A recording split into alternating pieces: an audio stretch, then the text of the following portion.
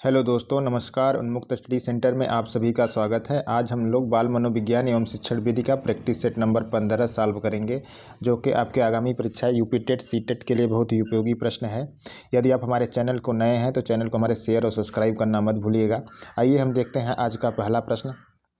हमारा पहला प्रश्न है, निम्नलिखित में कौन सा कथन आकलन प्रक्रियाओं के बारे में सबसे कम उपयुक्त है? तो इसका सही उत्तर हो जाएगा ए, बच्चों को निजी विवरण और वैयक्तिक पृष्ठि पोषण देना वांछनीय अभ्यास है। ये सबसे कम उपयुक्त कथन है।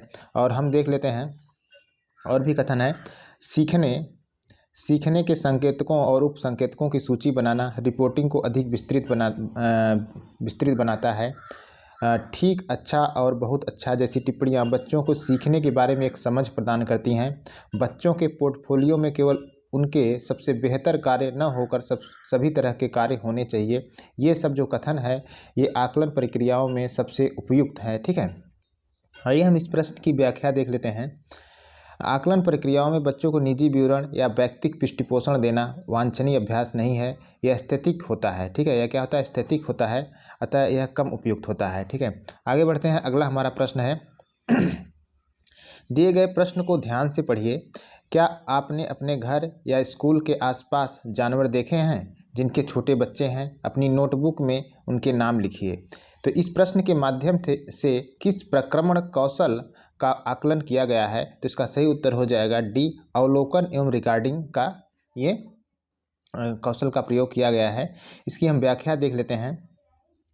अलग अलग तथ्यों को देखकर तथा समझकर अपने नोटबुक पर लिखना अवलोकन या रिकॉर्डिंग कौशल के अंतर्गत आता है। अवलोकन का तात्पर्य देखना एवं समझना है, जबकि रिकॉर्डिंग कौशल देखे गए तथा समझे गए तथ्यों को सूचीबद्ध करना होता है। आगे बढ़ते हैं। अगला हमारा प्रश्न है, पर्यावरण अध्ययन की अंतः विषयी प्रकृति पर्यावरणीय मुद्दों को द्वारा संबोधित करती है। तो इसका सही उत्तर हो जाएगा डी, विज्ञान, सामाजिक विज्ञान, पर्यावरण शिक्षा की विषय वस्तु और पद्धति का प्रयोग। ठीक है, इसकी हम व्याख्या देख लेते हैं। पर्यावरण पद्धति के अंतर विषयी प्रकृति पर्यावरणीय मुद्दों को विज्ञान, सामाजिक विज्ञान, पर्यावरण शिक्षा की विषय वस्तु और पद्धति के प्रयोग द्वारा संबोधित किया जाता है। आगे बढ़ते हैं। अगला हमारा प्रश्न है, कक्षा 5 के शिक्षक एक सवाल देते हैं, पेड़ों के 5 लाभ लिखिए। जबकि कक्षा के शिक्षक निम्न सवाल देते हैं, क्या होगा अगर धरती पर कोई पेड़ न हो? तो इन सवालों की प्रकृति कैसी है? तो इसका जो प्रकृति है बद्ध अंत वाला अपसारी और मुक्त अंत वाला अभिसारी। ठीक है, इसकी हम व्याख्या देख लेते हैं।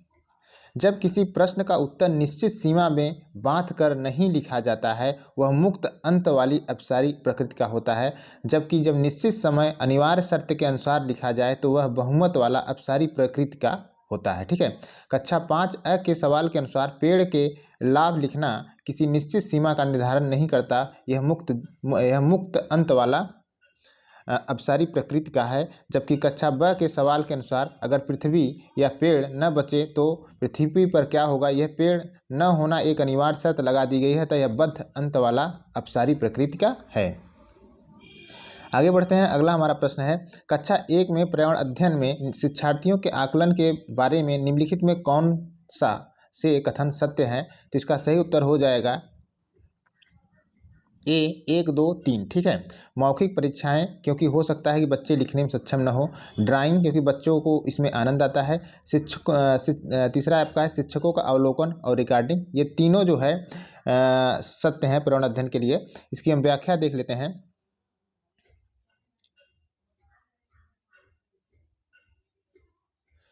किसी भी कक्षा में विद्यार्थियों को कोई शैक्षिक कार्य उनकी योग्यता एवं क्षमता के अनुरूप होना चाहिए, ताकि वह अपने विषय वस्तु के साथ सामंजस्य स्थापित कर सकें। कक्षा 1 के विद्यार्थियों के लिए मुख्यतः मौखिक परीक्षा ही उपयुक्त होती है, क्योंकि वे लिखने में अभी सक्षम नहीं होते हैं। कक्षा 1 के विद्यार्थियों को कक्षा परीक्षा में ऐसे विषय वस्तु देना उपयुक्त होता है और जिसमें वे आनंदित हों, जैसे कला तथा एवं सभी शैक्षणिक कार्य शिक्षकों के निरीक्षण में होना चाहिए, ताकि शिक्षक उनका अवलोकन कर सकें तथा उनकी सूची तैयार करें। ऐसा करने से प्रत्येक बालक को उनकी योग्यता के अनुसार ध्यान दिया जा सकता है। आगे बढ़ते हैं। अगला हमारा प्रश्न है, कक्षा 5 की शिक्षिका एक एल्युमिनियम फाइल लेती है और पानी में डाल देती है और दिखाती है कि वह ऊपर तैरता है। फिर वह फाइल को मोड़कर जोर से दबाती है, निचोड़ती है और फिर उसे पानी में डालती है तथा शिक्षार्थियों को दिखाती है कि वह डूबता है। बाद में वह शिक्षार्थियों को यह सोचने और कारण देने के लिए कहती है कि ऐसा क्यों हुआ। ठीक है, ऐसा क्यों हुआ, इस प्रश्न का उत्तर देने में निम्नलिखित में से कौन सा प्रक्रमण कौशल का प्रयोग किया गया है? तो इसका सही उत्तर हो अवलोकन। ठीक है, इसका सही उत्तर हो जाएगा सी, अवलोकन कौशल का प्रयोग इसमें हुआ है। ठीक है, इसकी हम व्याख्या देख लेते हैं। किसी घटना को देखकर उसके कारण का पता लगाना अवलोकन कौशल कहलाता है। कक्षा 5 के विद्यार्थियों को सामने शिक्षिका द्वारा जो घटना दिखाई गई है उस घटना पर विद्यार्थी अपने विचार तथा घटना के कारणों का अवलोकन कौशल के द्वारा व्यक्त करेंगे। आगे बढ़ते हैं। अगला हमारा प्रश्न है, पर्यावरण अध्ययन के शिक्षा शास्त्र के संदर्भ में सिवाय निम्नलिखित सभी वांछनीय अभ्यास हैं। तो किसके सिवाय सभी वांछनीय अभ्यास हैं? तो इसका सही उत्तर हो जाएगा सी, वास्तविक अवलोकन के स्थान पर पाठ्यपुस्तकीय ज्ञान की श्रेष्ठता को स्वीकार करना। इसके सिवाय सभी वांछनीय है, ये अवांछनीय अभ्यास है। ठीक है, आलोचनात्मक चिंतन और समस्या समाधान के लिए क्षमता संवर्धन करने, बच्चों की अस्मिता का पोषण करने, पाठ्य वस्तुओं के और संदर्भों की बहुलता को बढ़ा देने, ये सब वांछनीय अभ्यास हैं। लेकिन सी जो है आपका वांछनीय अभ्यास नहीं है।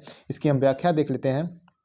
पर्यावरण अध्ययन के शिक्षा शास्त्र में बालकों को पाठ्य पुस्तकों से संबंधित वास्तविक घटनाओं का ज्ञान कराया जाता है, जिससे छात्रों में आलोचनात्मक चिंतन तथा समस्या समाधान की क्षमता में वृद्धि हो सके तथा बालक पर्यावरण अध्ययन को अन्य विषयों के साथ सहसंबंध स्थापित करने में कठिनाई का सामना न कर सकें।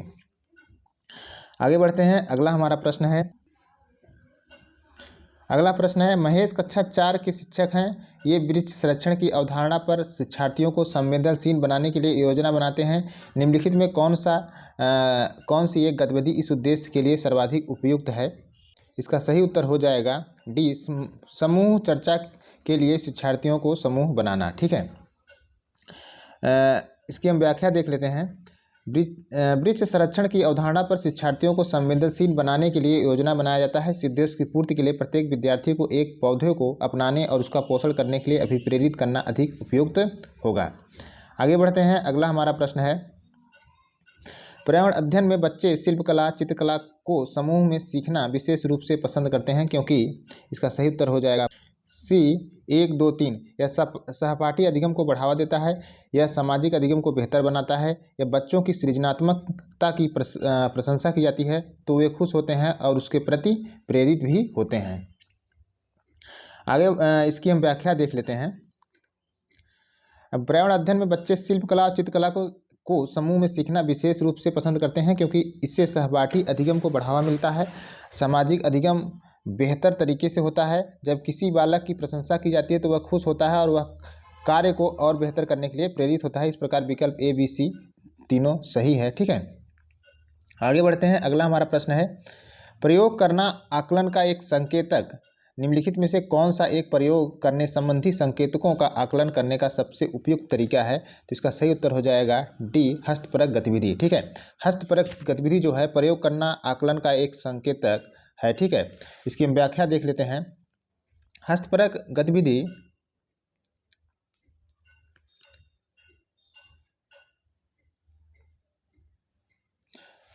संकेतक के आकलन करने का सबसे उपयुक्त तरीका होता है, इसे आसानी से प्रदर्शित किया जा सकता है। इसकी हम और अगला हमारा प्रश्न है, प्राथमिक कक्षाओं में शिक्षार्थियों के पास अनेक उपकरणों में अनेक वैकल्पिक अवधारणाएं होती हैं, जैसे सजीव, निर्जीव, जल चक्र, पौधे आदि। इन वैकल्पिक अवधारणाओं के स्रोत हो सकते हैं। तो इसका सही उत्तर हो जाएगा ए, 1, 2, 4 परिवार एवं समुदाय, पाठ्यपुस्तकें एवं अन्य पुस्तकें, कहानी एवं कविताएं। ठीक है, इसका सही उत्तर हो गया आपका ए।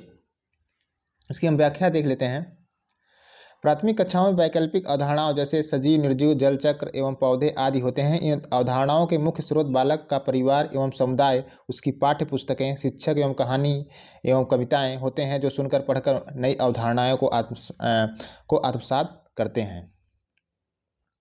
आगे बढ़ते हैं। अगला हमारा प्रश्न है, कांच के जार तथा बोतलों को उनमें से अचार भरने से पूर्व सूर्य की धूप में अच्छी तरह सुखाया जाता है, ऐसा क्यों है? तो इसका सही उत्तर सी हो जाएगा, नमी का पूर्णतः नमी को पूर्णतः हटाने के लिए, ठीक है, नमी को पूर्णतः हटाने के लिए जो है अचार की जार और बोतलों को में अचार भरने से पूर्व सूर्य की धूप में अच्छी तरह पकाया जाता है। इसकी हम व्याख्या देख लेते हैं। कांच को जार और बोतलों को उनमें से अचार भरने से पूर्व सूर्य की धूप में अच्छी तरह से सुखाया जाता है, क्योंकि ताकि जार में उपस्थित नमी को पूर्णतः हटाया दिया जाए, क्योंकि जार में उपस्थित नमी से अचार खराब हो जाएगा और खाने योग्य नहीं रह जाएगा। आगे बढ़ते हैं। अगला हमारा प्रश्न है, रेनू की दादी उसे एक सूखा कुआं दिखाते हुए बताती हैं कि 15 से 20 वर्ष पहले कुएं में पानी था, लेकिन अब पूर्णतः सूख गया है। कुएं में पानी सूखने के कारण हो सकता है। तो इसका सही उत्तर हो जाएगा ए 1 और 2। पेड़, कुएं, उनके आसपास के स्थान से मिट्टी को अब सीमेंट से ढक दिया गया है। आसपास के इलाके में बहुत सारे बोरिंग पंप लग गए हैं। तो ये सब कारण है कुएं के सूखने के। इसकी हम व्याख्या देख लेते हैं। कुएं का पानी सूखने का कारण विकल्प एवं 1 और 2 होगा, क्योंकि पेड़ तथा कुएं के आसपास की मिट्टी को सीमेंट से ढक देने पर पानी खिसकर पृथ्वी के नीचे नहीं जा पाएगा, जिससे जल स्रोत का स्तर नीचे गिरता जाएगा, पानी सूख जाएगा। आसपास के इलाके में बहुत सारे बोरिंग पंप लग जाने से पंपों द्वारा जल का ज़्यादा उपयोग किया जाएगा। इस प्रक्रिया के द्वारा जल स्तर नीचे चला जाएगा और कुएँ का पानी सूख जाएगा। अगला हमारा प्रश्न है, बगुला भैंस पर बैठता है क्योंकि? तो क्यों बैठता है?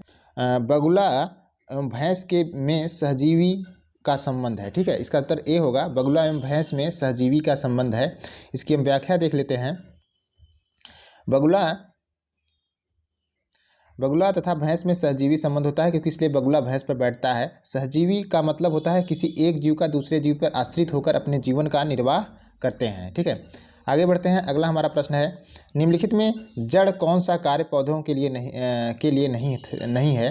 तो जड़ का कौन सा कार्य पौधों के लिए नहीं है, ये हमको बताना है। इसका सही उत्तर हो जाएगा बी, ह्यूमस उपलब्ध कराना जो है वो जड़ का कार्य नहीं है। इसकी व्याख्या हम देख लेते हैं। जड़ पौधे का बहुत महत्वपूर्ण भाग होता है। जड़ का कार्य पौधों के लिए निम्न होता है: भोजन भंडारण, पौधों को सहारा देना, जल और खनिजों का अवशोषण करना। जबकि ह्यूमस जो है मिट्टी के द्वारा उपलब्ध कराया जाता है, जड़ के द्वारा नहीं, ठीक है। दोस्तों, आज का ये प्रैक्टिस सेट था हमारा। कैसा लगा आप कमेंट करके जरूर बताइएगा और शेयर सब्सक्राइब करना मत भूलिएगा। Thank you.